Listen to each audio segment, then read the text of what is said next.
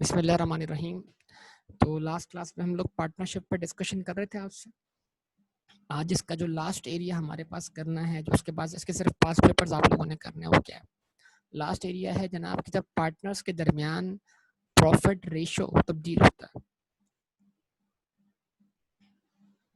ठीक है, तो how to deal with that profit ratio, तो हम उसको किस तरह डील करेंगे। ठीक है, तो उसको डील करने के दरमियान क्या क्या ट्रीटमेंट जो होंगे वो क्रिएट होंगे।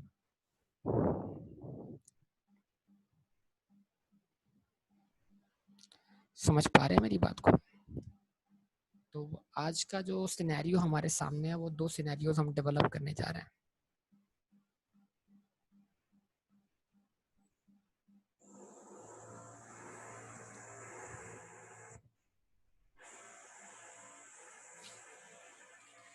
Number 1,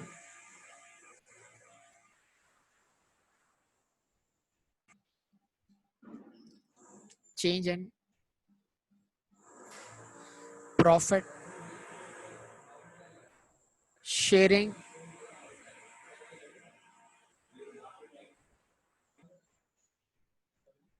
ratio.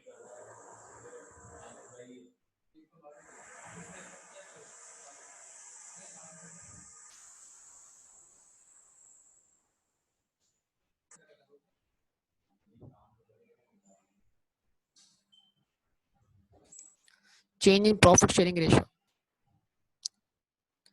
ठीक है, अब इसके लिए कुछ टर्म इस्तेमाल होती है। एक टर्म इस्तेमाल होती है ओल्ड प्रॉफिट शेयरिंग रेशो,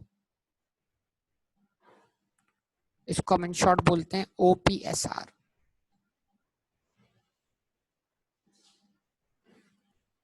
तो जब भी टर्म ओपीएस और एसआर इस्तेमाल हो तो उसका मतलब क्या लेंगे? Old profit sharing ratio.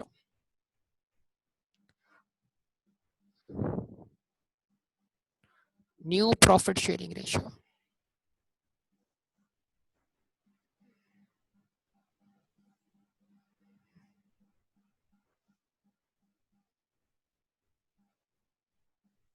क्या बोलेंगे इसको? एनपीएसआर।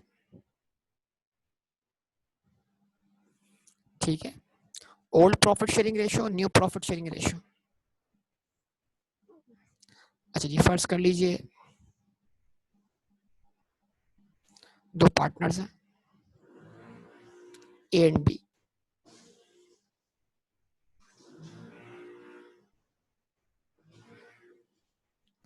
ठीक है, पहले वो प्रॉफिट को शेयर करते थे इक्वली।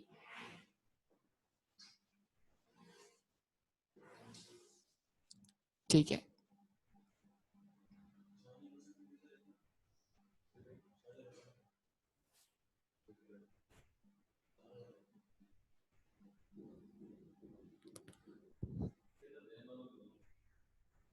यानी क्या मतलब?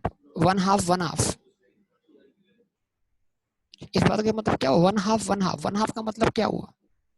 जो भी प्रॉफिट था वो आधा आधा दरमियान में शेयर होता था, किसके? ए और बी के।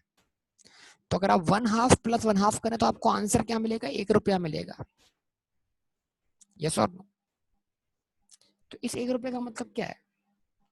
प्रॉफिट का हर 1 रुपया, प्रॉफिट का हर 1 रुपया ए और बी के दरमियान इस तरह तकसीम करो कि 50 पैसे मिले किसको? ए को, और 50 पैसे मिले किसको? बी को। यस और? प्रॉफिट का हर 1 रुपया ए और बी में इस तरह तकसीम करो कि उस हर 1 रुपए के हर 1 रुपए में से 50 पैसे मिले, यानी 50% मिले किसको? ए को, और 50% मिले किसको? बी को। और आप जानते हैं ये जो प्रॉफिट शेयरिंग रेशियो है, ये सैलरी, कमीशन, इंटरेस्ट, ये सारी और एप्रोप्रिएशन करने के बाद अप्लाई होता है। यस और नो?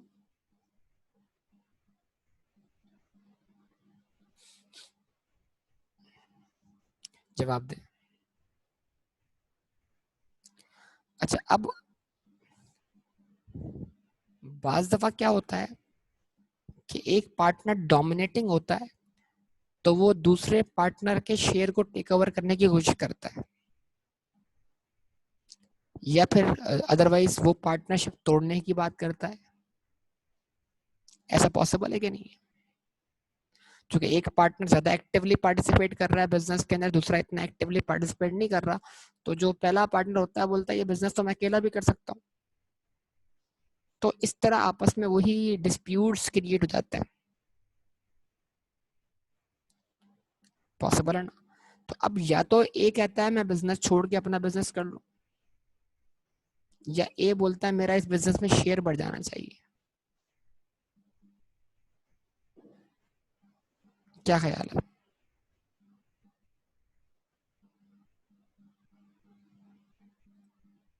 तो अब क्या था जनाब, अब ये हुआ ना कि फर्ज कर लें कि अगर ए कहता है कि मुझे प्रॉफिट में 3/4 शेयर चाहिए,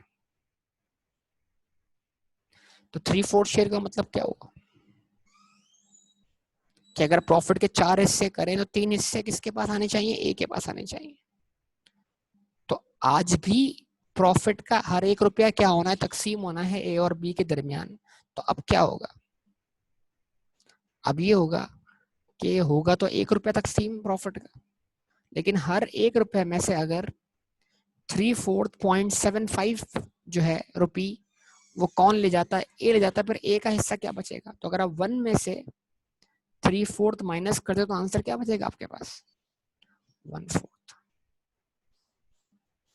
यस और नो? जवाब दे।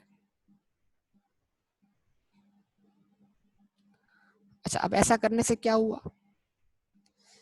एक का हिस्सा बढ़ गया, एक के हिस्से में कमी आ गई। जवाब दो।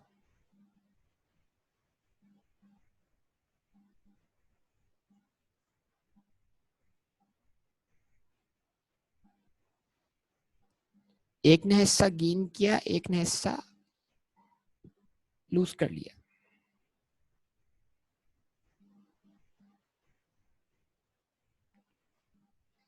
किसने गेन किया? गेन कैसे निकालें?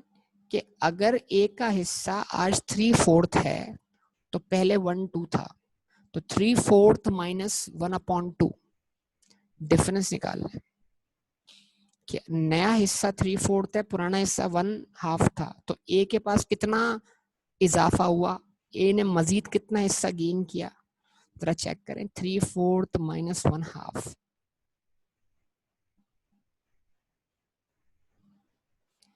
तो ए के पास क्या हो गया? 1/4 हिस्से में क्या हो गया? इजाफा हो गया। क्या कहेंगे सब लोग? ऐसा ही है। अच्छा, बी के पास पहले 1/2 हिस्सा हुआ करता था, अब 1/4 है। 1/4 में से 1/2 माइनस करें तो आंसर क्या बचेगा? माइनस का 1/4।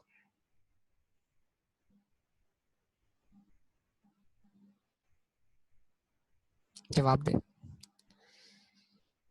इसको इस तरह समझ लें कि पहले ए का शेयर 50% था, बी का शेयर 50% था, अब ए का शेयर 75% है, बी का शेयर 25%। इसका मतलब क्या हुआ? ए ने 25% मजीद शेयर गेन कर लिया। कैसे? बी से 25% शेयर हासिल करके। तो बी ने अपना 25% शेयर क्या कर दिया? ए को दे दिया। यस और नो? रिस्पॉन्स करें। समझ पा रहे हैं बात को? तो अब ये रेशो तब्दील होने के बाद क्या होगा? अब मुस्तकबिल में जो जो डिस्ट्रीब्यूशन होंगी उसमें ए को 25% हिस्सा ज्यादा मिलेगा और बी को 25% हिस्सा कम मिलेगा। ऐसा ही है। तो अगर ए और बी ने बिजनेस साथ शुरू किया था तो क्या ये बी के साथ नाइंसाफी नहीं होगी?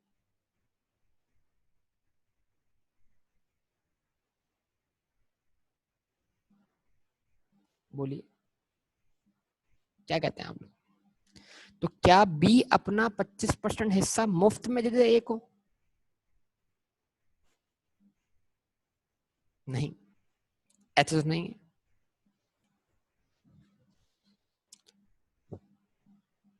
समझ पा रहे हैं इस बात को बेटा? अच्छा, अब होता क्या है, होता ये है कि एक बिजनेस अगर ए और बी ने एस्टेब्लिश किया था, तो बिजनेस एस्टेब्लिश होने के बाद उस बिजनेस का नाम बनना शुरू हो गया, उसकी एक रेपुटेशन बननी शुरू हो गई। ठीक है जी। नेम, उस नेम और रेपुटेशन को हम क्या नाम देते हैं? हम उसको नाम देते हैं गुडविल का।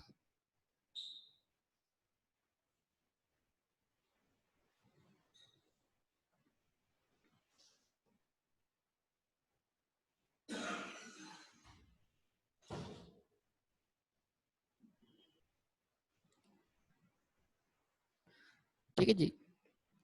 बिजनेस की गुडविल हो गई, कस्टमर बेस हो गई, कस्टमर लॉयल्टी क्रिएट हो गई, लोग कस्टमर्स उस बिजनेस को नाम से, उसके नाम से पहचानना शुरू हो गए। ये तमाम चीजें एग्जिस्ट करती है कि नहीं करती? जवाब दो।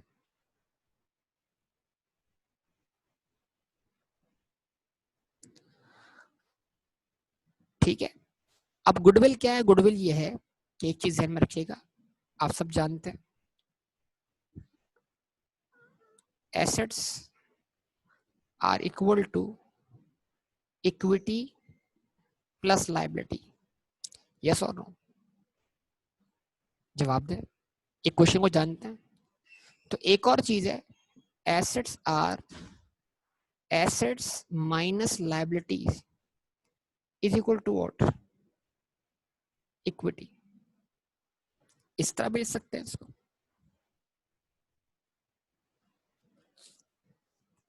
यानी इस बात का मतलब क्या है कि अगर ये बिजनेस आज बंद होगा, तो ये सबसे पहले अपनी लाइबिलिटीज पे ऑफ करेगा, और लाइबिलिटीज पे ऑफ करने के बाद जो नेट एसेट्स बचेंगे वो इक्विटी के बराबर होंगे। यानी इक्विटी के लिए हम एक टर्म इस्तेमाल कर सकते हैं। वो टर्म क्या है? कि हमारी जो इक्विटी है वो हमेशा बराबर आनी है किसके?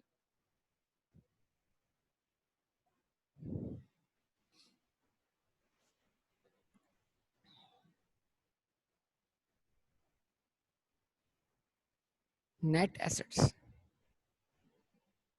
Net assets is always equal to what? Equity.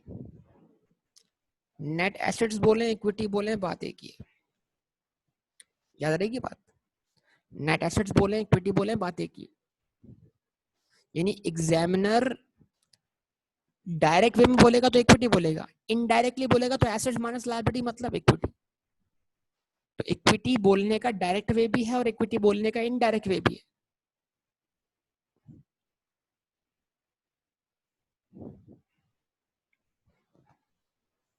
जवाब दे। अच्छा जी, फर्ज कर ले बिजनेस के नेट एसेट्स जो हैं वो 1 मिलियन के हैं। एसेट माइनस लाइबिलिटीज करने के बाद बैलेंस कितना है? 1 मिलियन।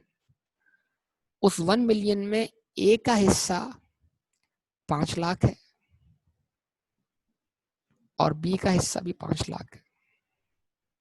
यानी अगर ये आज बिजनेस बेच दें, मतलब आज के डेट पे ये बिजनेस क्या कर दें, क्लोज कर दें, तो ये अपने प्रॉफिट समेत, करंट अकाउंट समेत इतना इतना बैलेंस कर ले जा सकते हैं। कुछ समझ नहीं बात यार?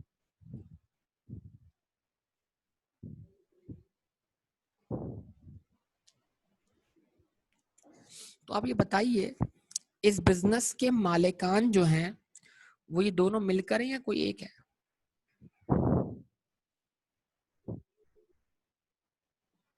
दोनों हैं। ठीक है, ऐसे ही है ना? अच्छा, अब इस चीज को समझना है कि अगर ये चलता हुआ बिजनेस है, अगर ये चलता हुआ बिजनेस है, एक गुड, एक रेप्यूटेड बिजनेस है, तो क्या कभी ये लोग चाहेंगे कि इनका बिजनेस जो है ये किसी और को बेचे?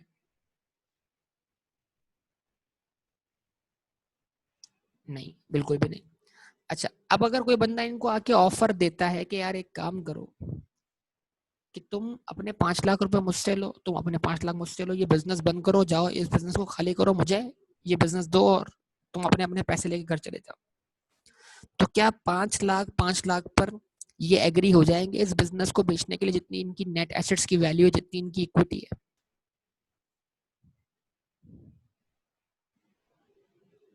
क्या कहते हैं? नहीं होंगे ना? ये बोलेंगे भाई वो जो 10 साल या 5 साल या 20 साल हमने लगाए थे इस बिजनेस के लिए, जो बीज बोया था, आज वो एक दरख्त बन चुका है, और दरख्त बन के जब वो फल देना शुरू हो गया, तुम आ गए हो उस दरख्त को खरीदने के लिए। उस 20 साल का क्या होगा, उस 10 साल का क्या होगा, जो वक्त हमने इंतजार किया है, जो कस्टमर हमने बनाया, तो तुम तो डायरेक्ट फल खाने आ गए हो। तो ये बात तो तयशुदा है कि जो बिजनेस सेल होगा, अगर इनको कोई ऑफर देगा तो ये इतने में तो बिजनेस नहीं बेचेंगे, अगर ये एक रेपुटेड बिजनेस है तो। बल्कि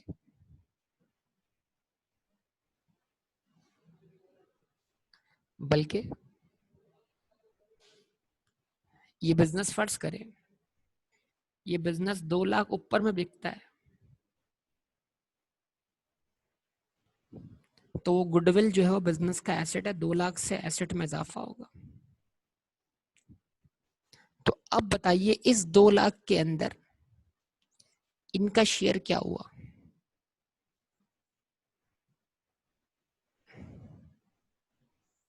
ए का शेयर क्या हुआ, बी का शेयर क्या हुआ?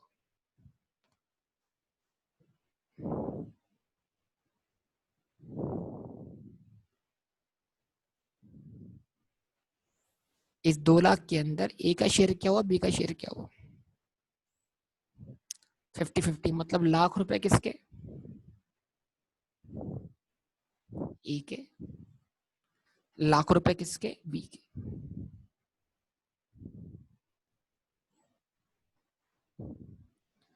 अब एक प्रॉब्लम ये आ रहा है, फर्ज करिए बिजनेस बिकता नहीं है, लेकिन इनका प्रॉफिट शेयरिंग रेशियो चेंज जाता है, तो कल जब ये बिजनेस बिकेगा तो फिर जो भी डिस्ट्रीब्यूशन होगी वो नए रेशियो के हिसाब से होगी। यस और नो? तो उसमें क्या बी का हिस्सा कम नहीं हो जाएगा जब कल अगर ये बिजनेस बिके और गुडविल का पैसा डिस्ट्रीब्यूट हो आपस में, तो बी का हिस्सा नहीं कम हो जाएगा? हालांकि जिस डेट पर गुडविल 2 लाख रुपए, उस डेट तक ए और बी का कंट्रीब्यूशन बिल्कुल बराबर बराबर है।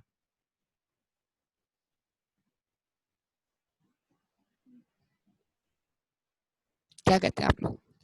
तो हम करते क्या है, भले बिजनेस बिके या ना बिके, ताकि मुस्तकबिल में कोई डिस्प्यूट ना हो, कोई झगड़ा ना हो, तो हम क्या करते हैं, जिस डेट पर प्रॉफिट शेयरिंग रेशियो चेंज हो रहा होता है, उस डेट पर हम क्या करते हैं, हम एक एंट्री पास करते हैं, हम बोलते हैं उस डेट तक की गुडविल रिकग्नाइज कर लो, गुडविल को डेबिट कर लो बतौर एसेट,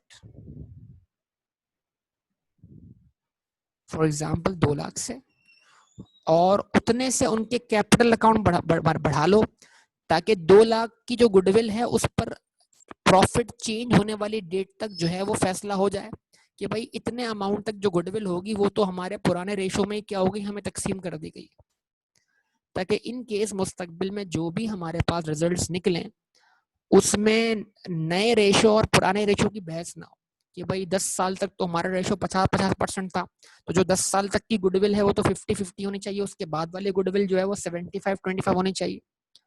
तो फिर बाद में किसने देखा है? तो बात का इंतजार नहीं करो, आज गुडविल डेबिट कर दी आपने, गुडविल को आप एसेट मान लो अपना, और आप बोल दो क्या, as capital credit,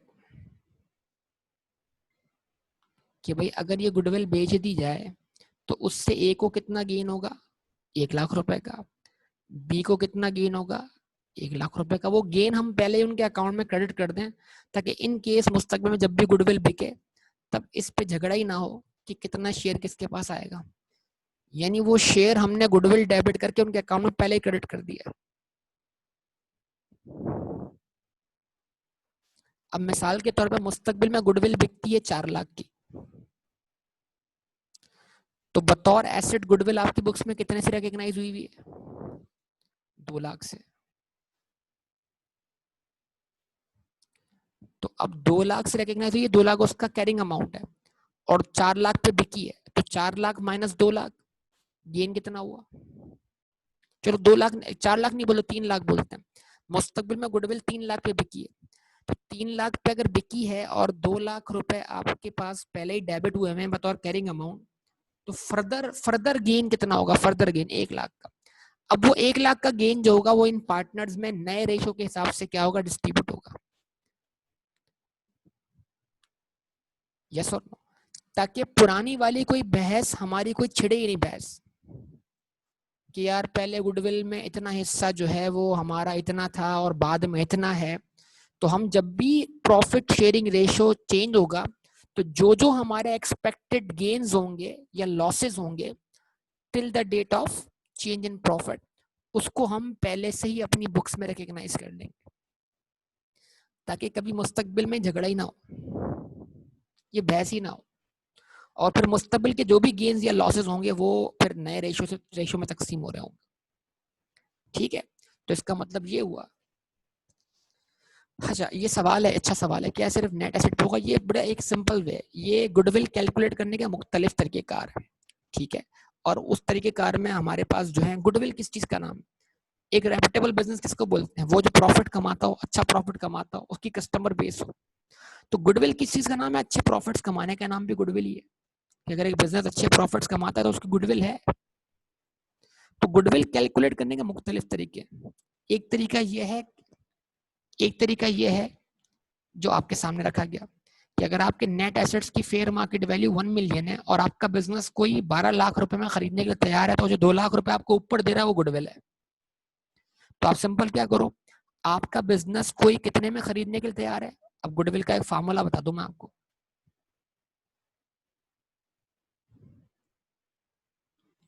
calculation of goodwill. Goodwill कैसे कैलकुलेट करें, गुडविल की वैल्यू कैसे आएगी? आप बोलेंगे क्या, सेल प्रोसीड या बिजनेस कंसिडरेशन? आपका बिजनेस कोई कितने में खरीदने के लिए आज तैयार है? Consideration of business, for example 12 lakh रुपए, आपके बिजनेस की कंसिडरेशन 12 लाख रुपए है। इसमें से क्या कर दें आप, लेस कर दें क्या, fair market value of net assets.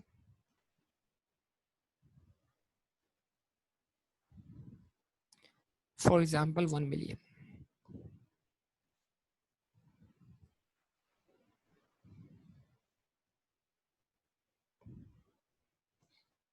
तो इसका मतलब क्या हुआ, जो शख्स आपका बिजनेस आपके बिजनेस के नेट एसेट से फेयर मार्केट वैल्यू से अबव, जितना अबव खरीदने के तैयार है उतना अबव अमाउंट वो आपको गुडविल पे करना चाहता है। तो इस तरह गुडविल का एस्टिमेट लग गया, आपको गुडविल की वैल्यू मिल गई आपको 2 लाख रुपए से।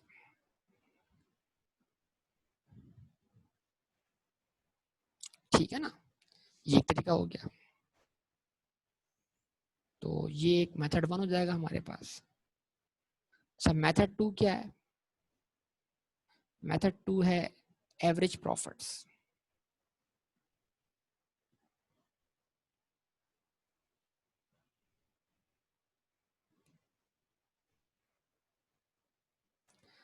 ठीक है जी, तो गुडविल बराबर होगी कि प्रॉफिट को बुनियाद बनाकर गुडविल कैलकुलेट कर ली जाए।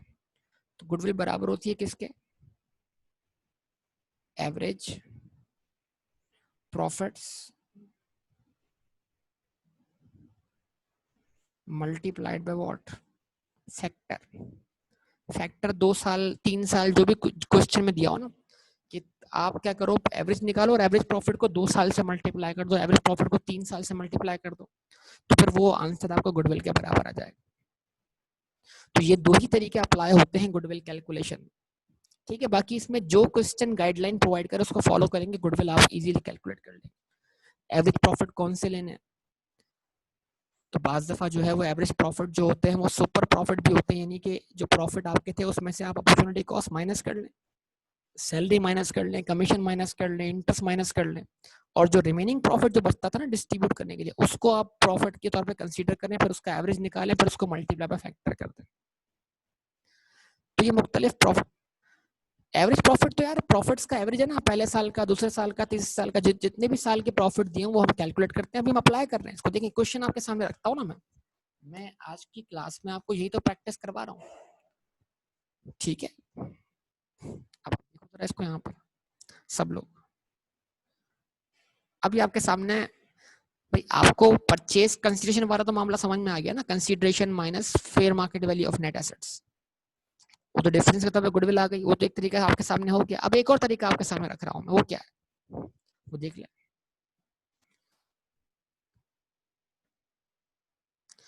क्या लिखा हुआ आ गया, Nasir and Asim are partners sharing profits, Nasir 3/4, Asim 1/4। ठीक है, नासिर और आसिम पार्टनर्स है, प्रॉफिट शेयर कर रहे हैं, 3/4 हिस्सा नासिर का है, 1/4 हिस्सा आसिम का है। द कैपिटल्स वर नासिर 90,000, आसिम 30,000। अगर आप गौर करें इनका कैपिटल जो है वो भी इस तरह ही है, 90 + 30 कितना होगा बेटा, 120। Response please. और अगर आप 90 को डिवाइड करेंगे 120 से तो आपको 3/4 ही शेयर मिलेगा, और अगर आप 30 को डिवाइड करेंगे 120 से तो आपको 1/4 ही शेयर मिलेगा। It means they are sharing profits in the proportion of their capital.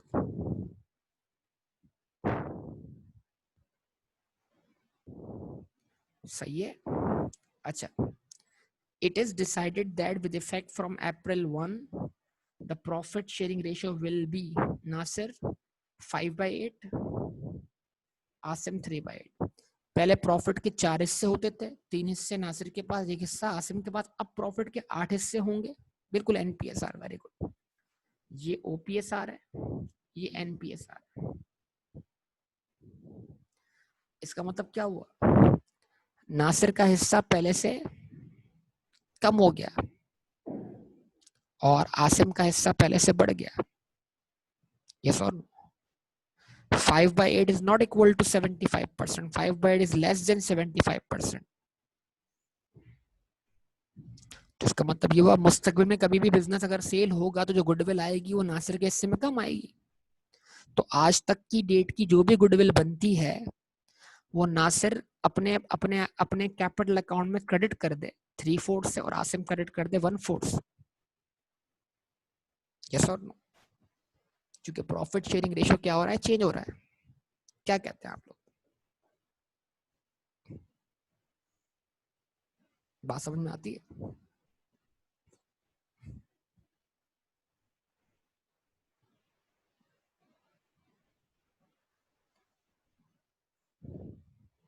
एक का तो बढ़ेगा ना, एक का कम होगा दूसरे का बढ़ जाएगा, तो किसी एक का तो बढ़ेगा ना। अब जरूर थोड़ी पहले वाले का बढ़े दूसरे वाले का कम हो, तो इसमें पहले वाले का कम हो गया दूसरे वाले का बढ़ गया, किसी एक का तो बढ़ रहा है ना और दूसरे का कम हो रहा है। जितने से एक का बढ़ रहा है उतने से दूसरे का कम हो रहा है। ठीक है। अच्छा जी, डीड, डीड मतलब partnership deed, partnership agreement. Deed states that goodwill is to be valued at 2 years purchases.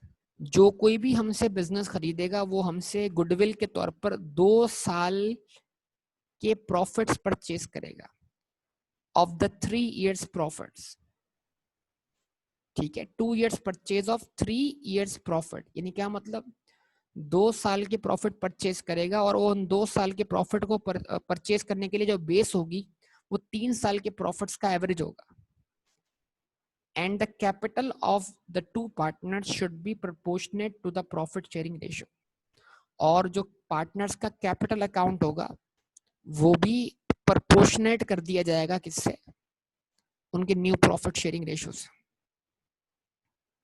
ठीक है, इसका मतलब क्या है, यानी ये जो ना 2 years लिखा हुआ है ये फैक्टर है, और जो 3 year लिखा हुआ है यानी 3 साल का आपने क्या निकालना है, एवरेज निकालना है। ये टर्म बार बार इस्तेमाल होगी कि जो भी गुडविल परचेज करेगा वो 2 साल के प्रॉफिट परचेज करेगा, लेकिन वो 2 साल के प्रॉफिट कैलकुलेट करने के लिए जो हमारे पास बेस होगी वो 3 years 4 years का एवरेज प्रॉफिट्स होंगे। अब जरा देखिएगा, the profit for the year ended 31 March 1998, 31 March 1989 and 31 March 1990। 3 साल के प्रॉफिट दे दिए, 42,000, 39,000 एंड 45,000। सबसे पहले आप एक काम करें, 42,000 39,000 एंड 45,000 का सम कर लीजिए, बताइए कितना सम आया।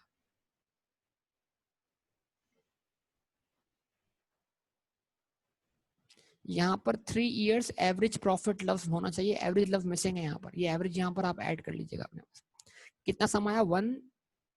126,000 कितना सम आया?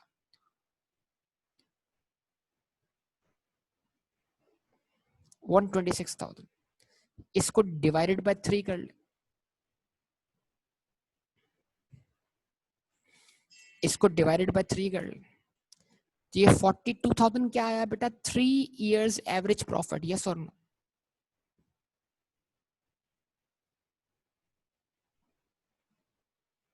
तो 3 साल का एवरेज प्रॉफिट कितना है? 42,000। तो जो भी हमारा बिजनेस खरीदेगा वो 42,000 जैसे कितने प्रॉफिट खरीदेगा? 2। तो 42,000 को मल्टीप्लाई बाय क्या करते हैं आप? 2 कर दें, 84,000। Now 84,000 is the value of what? Goodwill, yes और नो? तो आइए जरा इसकी कैलकुलेशन परफॉर्म करते हैं और इसको देखते हैं, समझते हैं मजीद तवज्जो से जरा। देखिए हम बहुत इंपॉर्टेंट बातें, इसमें छोटा सा क्वेश्चन तो हम कर रहे हैं लेकिन इसमें कुछ बातें हमें सीखनी है, ठीक है। यहां मैं लिख रहा हूं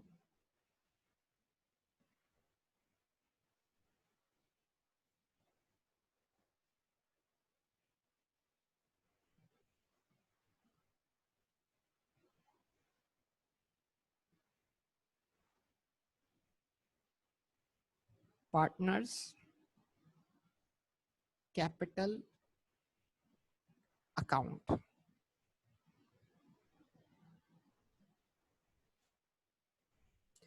ऑब्वियसली ओपीएसआर से करना है ना, एनपीएसआर क्यों? मकसद तो खराब हो जाएगा, वरना एनपीएसआर से कहते हैं फिर गुडविल का फायदा, एक का हिस्सा कम हो जाएगा एक का हिस्सा बढ़ जाएगा, तो फिर लड़ाई वाली बात हो जाएगी ना बेटा। तो आज तक की जो गुडविल बनी है वो पुराने हिसाब से बनी है, वो पुराने रेशो से बनी है, उसमें हर किसी का हिस्सा पुराने रेशो के हिसाब से होना चाहिए ना। आज के बाद से मुस्तकबिल में जो कुछ भी होगा वो एनपीएसआर से होगा, वरना तो फिर झगड़ा ही किस बात का। आप खुद सोचे, हर एक चीज के पीछे लॉजिक है बेटा। अच्छा, पार्टनर्स कैपिटल अकाउंट, एक कौन है? नासिर है। दूसरा कौन है? आसिम है। अब मैं टोटल भी लिख रहा हूं, यहां लिखा मैंने बैलेंस बीटी। नासिर का कैपिटल अकाउंट कितना था? 90,000। आसिम का कैपिटल अकाउंट कितना था? 30,000। और कोई बोले तो बताइएगा फर्म का टोटल कैपिटल कितना था? 1,20,000। इसको बोलेंगे हम कैपिटल ऑफ द फर्म।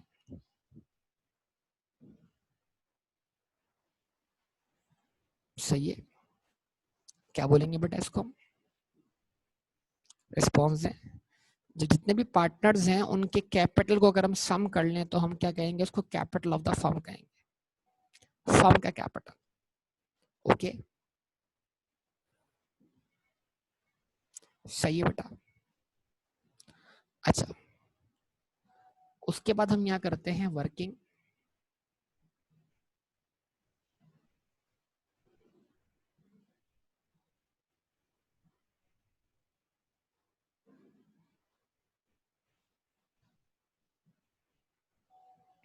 ठीक है, वर्किंग नंबर 1,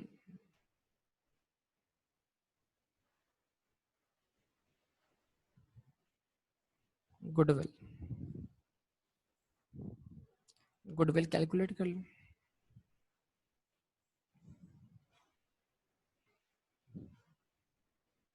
आप सब जानते हैं गुडविल की वैल्यू बराबर है, तो 3 साल के प्रॉफिट्स क्या थे हमारे पास बताइए? 42,000, 39,000 एंड 45,000।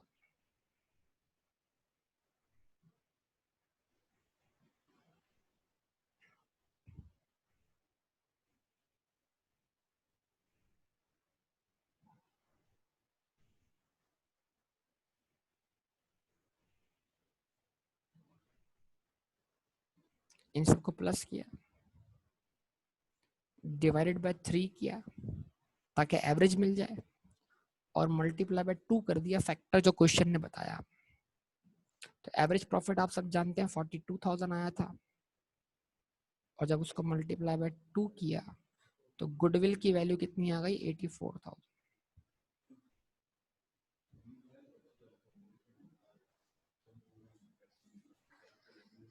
अच्छा जी, अब ये एंट्री बनेगी, गुडविल रिकग्नाइज होगी बिजनेस में बतौर asset, goodwill debit, asset side पे इजाफा होगा। तो जो चीज एसेट साइड पे इजाफा करेगी ऑब्वियसली उसको बैलेंस करने के लिए आपकी अपोजिट साइड में भी क्या होना है, इजाफा होना है। ये गुडविल किसकी है, ये गुडविल आज तक की डेट की गुडविल जो है वो ए और बी की है, लेकिन पुराने क्या कहते हैं, नासिर और आसिम की, लेकिन ओल्ड प्रॉफिट शेयरिंग रेशो के अंदर। ठीक है, इसको हम बोलते हैं गुडविल रेज्ड इन ओपीएसआर। क्या बोलते हैं, गुडविल डेबिट कितने से, 84,000 से,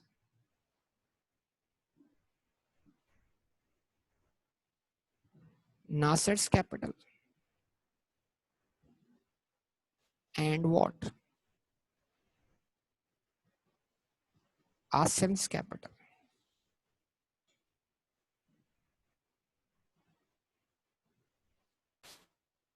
तो goodwill 84,000 multiplied by 3/4, 84,000 multiplied by 1/4। क्या आंसर आ गया,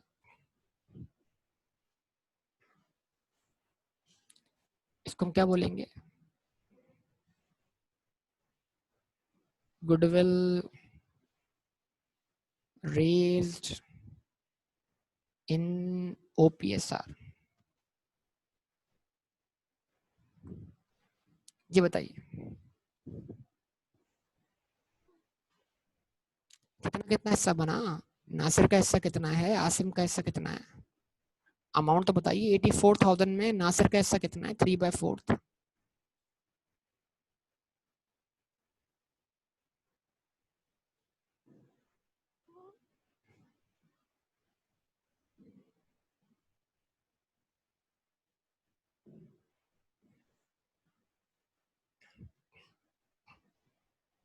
$63,000।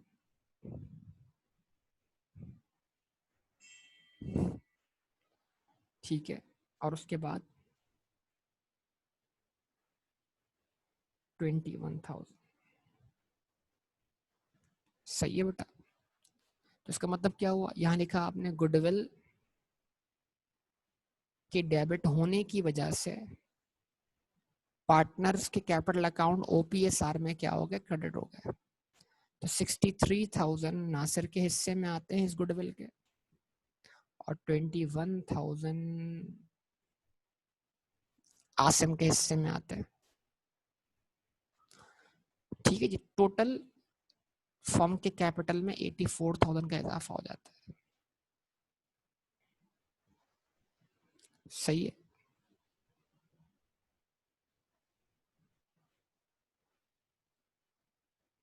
अच्छा, अब ये एंट्री बनने के बाद कैपिटल का बैलेंस क्या बनता बताइए।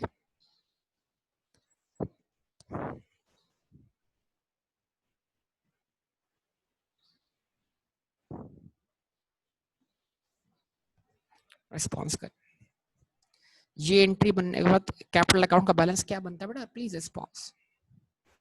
क्या आया बैलेंस, 2,04,000। 2,04,000 कैसे, 2,04,000 कैसे आ गया, टोटल, टोटल की टोटल है ना, टोटल का बोल रहे हैं ना वो तो। ओके,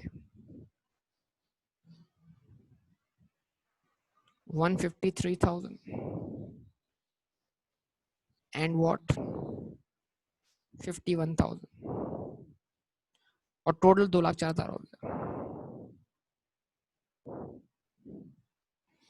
ठीक है, क्वेश्चन ये कहता है कि इनका जो कैपिटल होना चाहिए वो इनके नए प्रॉफिट शेयरिंग रेशियो में होना चाहिए।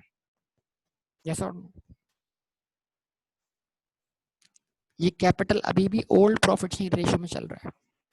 अगर आप 153 को डिवाइड करेंगे 2,04,000 से तो आपको आंसर 340 मिलेगा। 51 को डिवाइड करेंगे 204 से, अभी भी आंसर 1/4 ही मिलेगा। तो क्वेश्चन कहता है, अगर क्वेश्चन बोले तो ऐसा करना है, नहीं कहे तो क्वेश्चन यहीं पे स्टॉप हो जाएगा आपका। लेकिन क्वेश्चन कह रहा है कि उसको प्रॉफिट शेयरिंग रेशियो में लाओ, तो फिर लाना पड़ेगा लाजमी। यस और नो, रिस्पॉन्स करो। तो अब क्या कर लो, वर्किंग नंबर 2 कर लो और बोलो capital of the firm, capital of the firm, firm का कैपिटल क्या लिखो आप, नासिर और आसिम। तो हमने कहा 2,04,000 अगर टोटल कैपिटल है तो नए रेशो के हिसाब से नासिर का क्लोजिंग कैपिटल 5/8 होना चाहिए।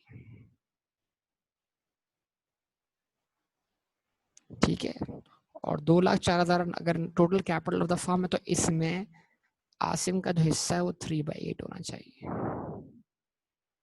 जवाब दे।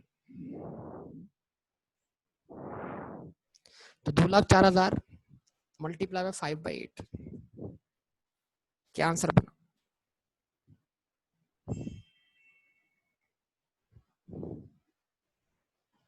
बताइए।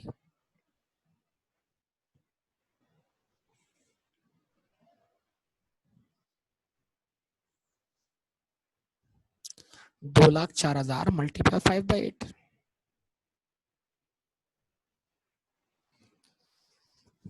1,27,500।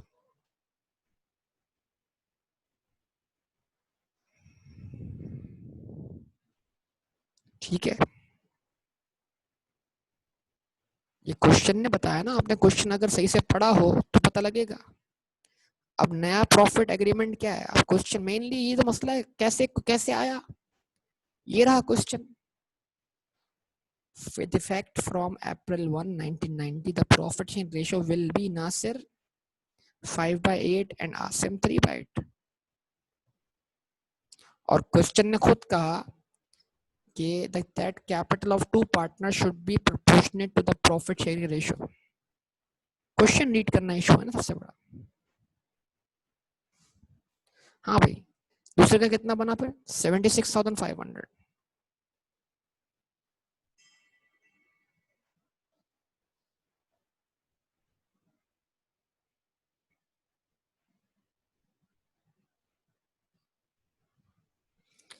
ठीक है, और टोटल आपके पास बन जाएगा 2,04,000।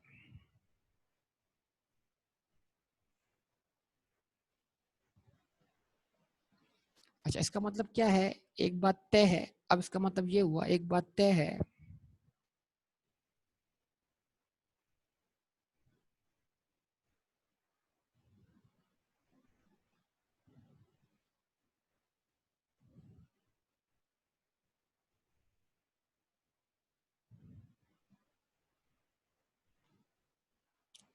ठीक है, एक बात तय है कि जो बैलेंस सीडी चाहिए वो ये चाहिए। ये आपने बैलेंस सीडी की वर्किंग कर ली, आपने कहा बैलेंस सीडी वर्किंग नंबर 2, जो क्लोजिंग कैपिटल होना चाहिए वो प्रॉफिट शेयरिंग रेशियो में होना चाहिए, ताकि किसी भी पॉइंट पर प्रॉफिट शेयरिंग रेशियो वेरीफाई हो जाए।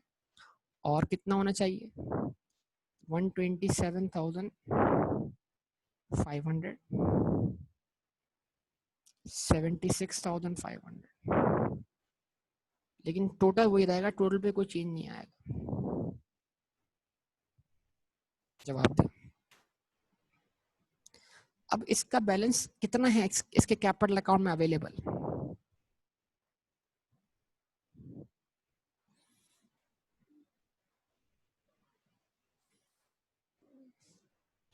153 है, ऐसा है कि नहीं? जवाब दे, है ना? और कितना होना चाहिए, तो 153 को 127.5 बनाने के लिए कैपिटल के बैलेंस को बढ़ाना है, कम करना है?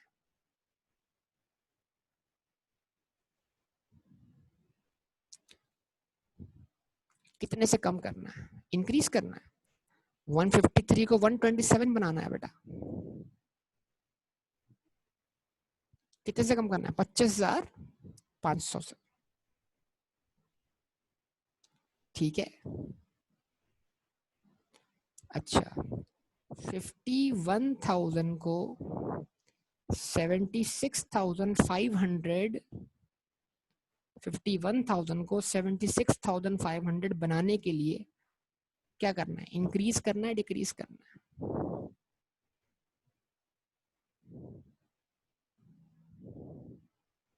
तो इसका मतलब क्या है? इसने अपना कैपिटल 25,500 से डिक्रीज करना है, नासिर ने डिक्रीज करना है, और आसिम ने अपना कैपिटल 25,500 से इंक्रीज करना है। यस और नो? क्यों? क्यों? इसलिए कि नए प्रॉफिट शेयरिंग रेशियो की वजह से नासिर का हिस्सा कम हो गया है। तो अब नासिर को इस बात की इजाजत है कि जितना शेयर उसने खो दिया है उसके हिसाब से वो अपना कैपिटल कम कर ले, कर्टेल कर ले और पैसा घर ले जाए। यस और नो? और आसिम का प्रॉफिट शेयरिंग रेशियो क्या हुआ है? इंक्रीज हुआ है। तो क्योंकि उसका प्रॉफिट शेयरिंग रेशियो इंक्रीज हुआ है तो उसको चाहिए कि वो बिजनेस में मजीद इन्वेस्टमेंट करे ताकि उसका कैपिटल जो है वो उसके नए प्रॉफिट शेयरिंग रेशियो के बराबर हो जाए।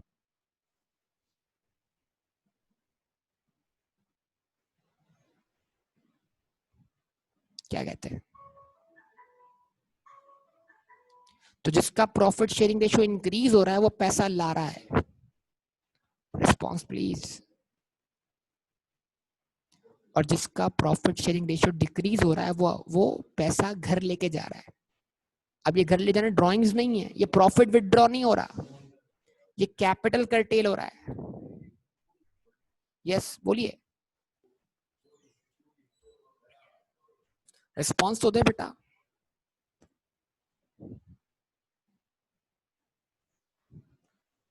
अब मेरी एक एक बात सुनिएगा, बड़ी इंपॉर्टेंट बात करने जा रहा हूं।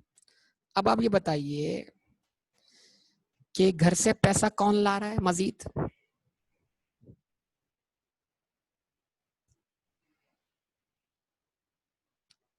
आसिम। तो जो पैसा आसिम घर से ला रहा है उससे एंट्री क्या बनी? बैंक डेबिट 25,500 से और आसिम्स कैपिटल क्रेडिट 25,500 से।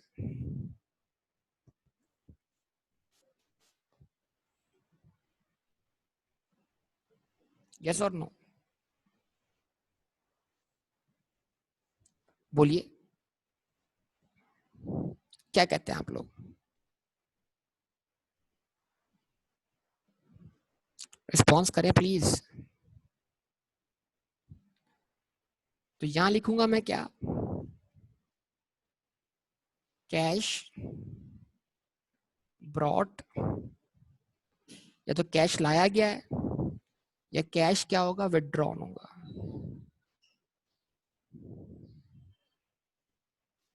कैश ब्रॉट और विदड्रॉन।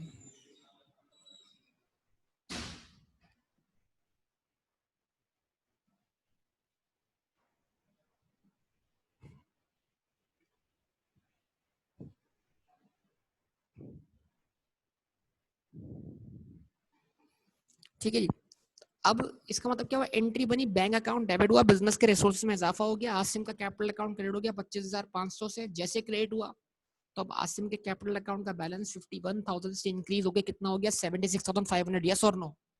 चलिए रिस्पॉन्स दे बेटा जल्दी। अच्छा, अब क्या हुआ? नासिर का हिस्सा, नासिर अपना हिस्सा कर्टेल कर रहा है, तो एंट्री क्या बनी? नासिर्स कैपिटल डेबिट बैंक क्रेडिट 25,500 से।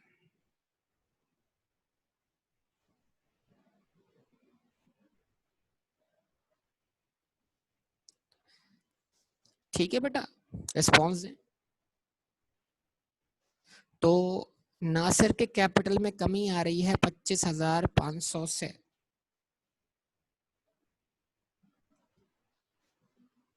ये इफेक्ट क्या हो गया, 0 हो गया। तो अगर मैं इसको कंक्लूड करूं आसान लफ्जों में, ये बताइए प्रॉफिट शेयरिंग रेशियो जब तब्दील हो रहा था तो एक पार्टनर का हिस्सा बढ़ रहा था और दूसरे पार्टनर का हिस्सा कम हो रहा था, ऐसा ही था, यस और नो?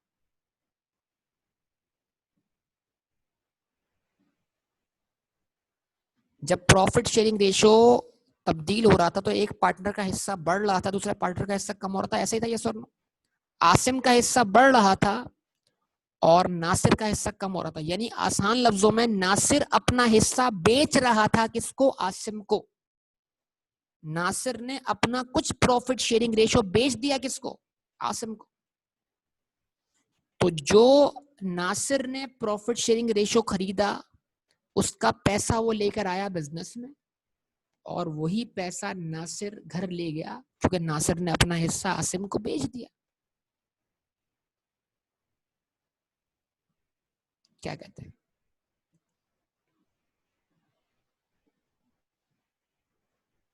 बात क्लियर है?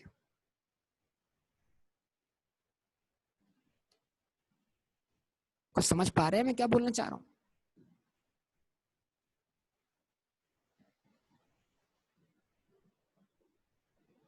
आप ये बताइए, आप ये बताइए, चले कोई इशू नहीं, कोई इशू का समझ में आ जाएगा। आप ये बताइए पहले नासिर का शेयर क्या था? 3/4 था, बताइए।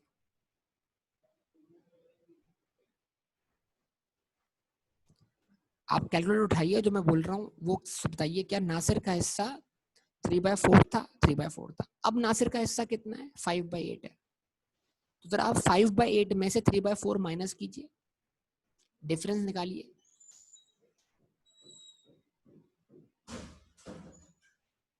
और टाइप कीजिए, जल्दी से बताइए। 5/8 मैं बना देता हूँ यहाँ पर, नासिर आसिम टोटल OPSR 3/4 1/4 और टोटल 1 रुपए के बराबर। NPSR 5/8 3/8, अब भी टोटल 1 रुपए के बराबर। लेकिन क्या हुआ, जब प्रॉफिट शेयरिंग रेशियो चेंज हो रहा है तो एक पार्टनर गेन कर रहा है, एक पार्टनर लॉस कर रहा है। तो लॉस किसको हुआ?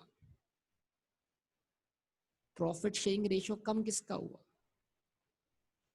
तो आप देखेंगे जब आप क्या करेंगे, 5/8 में से 3/4 माइनस करेंगे तो आपको आंसर मिलेगा 1/8 नेगेटिव, और यहाँ आंसर मिलेगा 1/8 पॉजिटिव, और यहाँ एफएक्स 0 होगा।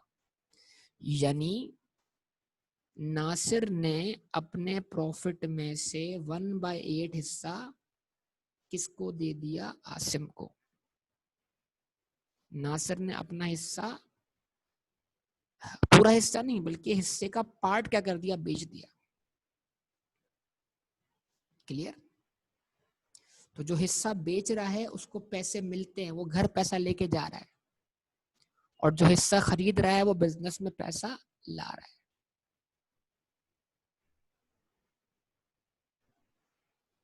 क्लियर है अब भी या नहीं?